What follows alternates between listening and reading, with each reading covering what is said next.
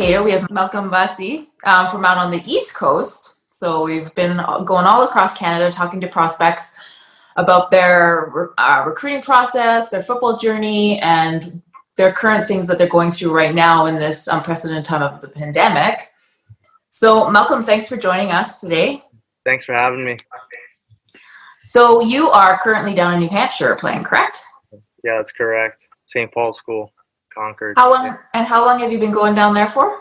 It's my third year at St. Paul's. So, yeah, it's my senior year, and, really excited about the season coming up.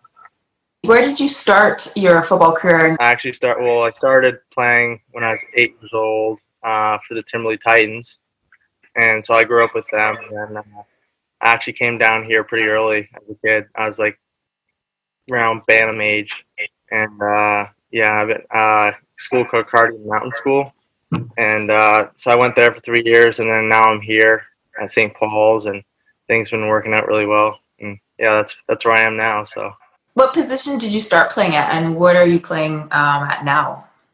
Oh, as a kid, I've always ran the ball. I played running back as a kid, and on defense, I'd play linebacker and a little bit of safety here and there. But yeah, mostly running back growing up. So I always loved running back. So love running the ball. And so you just said you love running the ball. Is that the most that you love about your position, or is there more that you love about it?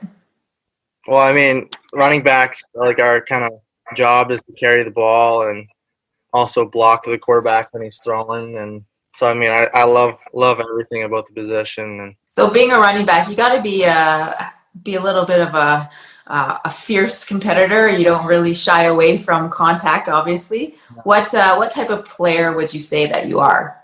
I let my actions do the talking, and I love I like every aspect of playing running back. I can run on the jets when I need to, and also lower my shoulder when I need to. So whenever I'm running the ball, I like when my teammates block for me. So whenever I'm not getting the ball in my hands, I'm always getting downfield and blocking for guys and doing that side of it's really important for a team to have guys like that. So what type of coaching would you say you respond best to?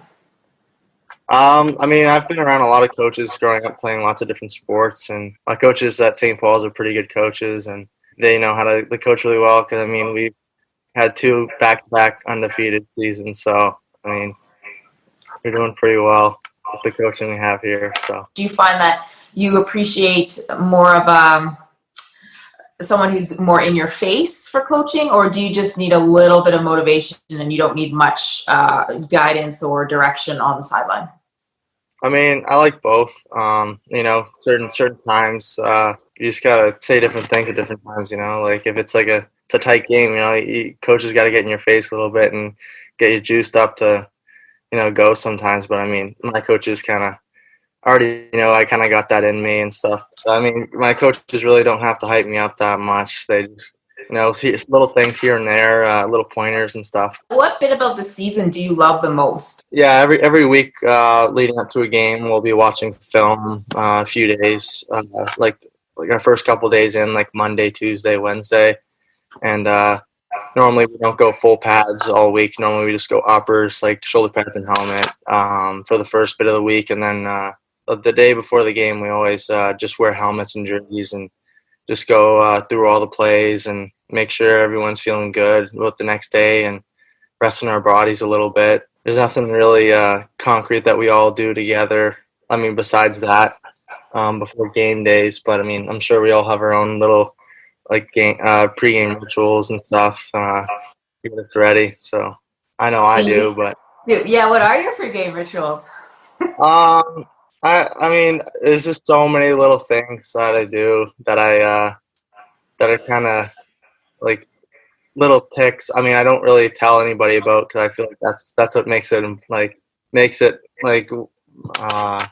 I know you guys are all superstitious. It's fine. You don't have to reveal your secrets. Yeah, I don't really want to reveal my secrets. So let's talk about the off season a little bit. With your training, with the pandemic, did that affect how you trained in terms of equipment or facilities, or even the type of training you did? Well, I mean, it definitely at the beginning, it was pretty hard. Like, I mean, I only have a few dumbbells at home, so I was just like, doing a lot of, like, besides that, a lot of running, and body weight stuff. But then I have a trainer named JP McCallum, and he really helped me out on Zoom for the first couple months.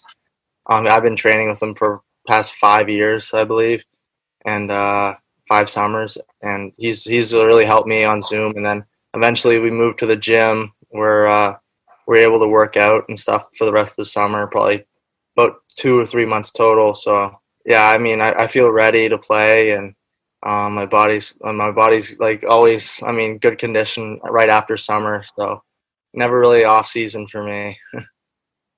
Well, and we were talking before we started the recording that you said that your first game is this upcoming week. Yeah, we have 3 games coming up. Yeah, first game's on Friday against New Hampton. I believe it'll be our best game. And then the next game's Tilton at Tilton on Halloween. And then our last game, a night game at home against Proctor, and that should be a good game too. But I'm really looking forward to this first game. I think it's going to be our best game. Do you find, because it's you've been pushed back so far, you almost have more anticipation and more energy because you just want to get out there? Yeah, definitely. I mean, we had a little scrimmage, red v white. I split our team up yesterday, and we practiced and we ran some plays against each other. And I mean, I didn't get to carry the ball that much, just to kind of trying to prevent me from getting banged up and stuff. But yeah, so I mean, that kind of making me a little hungry right now to get the ball in my hands for Friday. So well, let's just switch a little bit. We ranked you on the CFC100 150. How did that feel when you saw your ranking on there, and has that motivated you at all to do even more? I'm just gonna keep working and getting better and better every day, and it's an honor. What has the recruiting process been for you, being down in the States? How has it been heating up, or who have you been talking to? Do you have any schools that you've kind of zeroed in on? Well, right now, honestly, I'm talking to a lot of Canadian schools, and I've been talking to a few American schools as well, a couple Ivies, and I have one D1 offer from a school in Indiana called Valparaiso, short for Valpo, short for Valparaiso. And I've been talking to a few Canadian schools all across Canada, St. FX and St. Mary's in Nova Scotia. And so they offered me, and so I'm talking to Western, UBC, and a few others. But those are just a couple schools that offered me. So yeah, I mean, I'm talking to Canadian schools and American schools, keeping it open, and probably won't be making any decisions or narrowing it down until after at least American Thanksgiving or around Christmas, I'd say. What would you be looking for in a future school, both academically, athletically? What type of career are you wanting to get into? I mean, I'm just trying to keep an open mind to all the schools, and I'm not really sure what I want to do when I grow up. I mean, the plans to play football and maybe CFL. I don't really know. I talked to my parents a little bit, and they're saying they're kind of recommending a liberal art, but I mean, I hear a lot of kids switch around courses and stuff like all the time. So I mean, I'm just gonna keep an open mind and figure out what I like and go from there probably. So just to finish off, we're gonna play a quick game. So I'm gonna say a statement, and you're gonna say the first thing that applies that comes to your mind, or I'm gonna give you 2 options, and you're gonna pick one or the other that you prefer. Okay. What are you watching on Netflix? On Netflix right now, I mean, I'm not really watching anything, but my favorite show I've ever watched is Trailer Park Boys out of Nova Scotia. So yeah. Yeah. What's the eyeglass dude's name? Bubbles. Bubs. Yeah. What's on your music playlist?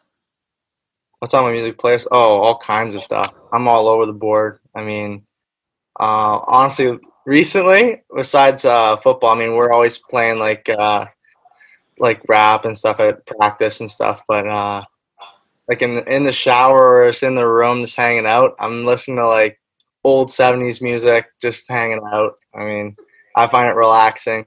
It's old '70s and '80s music for me when I'm just chilling out. Think vacation, adventure race, or go to a beach? Beach. Do you prefer dogs or cats? Dogs. 100%. If you were a circus act, what circus act would you be? Probably clown. All right. Is a hot dog a sandwich? Say no because it's only one piece of bread. I mean, if it was like two separate ones, they'd make it a sandwich, I think. Social media. Do you like Twitter, Instagram, or Facebook? Instagram the best, and then Twitter's follows. But I don't have a Facebook, so. What would you wear? A helmet visor and backplate or gold-colored cleats? I'd say visor and backplate. That's what I got right now, so. If you could only read one book, what would it be? Honestly, I hear everyone talk about Harry Potter all the time, and I've never even watched any movies or read any books about it. So I mean, that'd probably be one I'd want to read. All right, Malcolm. So we're gonna just say good luck this weekend, just the upcoming weekend. Hope that the game goes well. Thank you so much. All right, take care. Looking for more exclusive Canadian recruiting content? Become a CFC Insider Gold or Silver member today for access to rankings, analysis, and the latest recruiting news from across the country.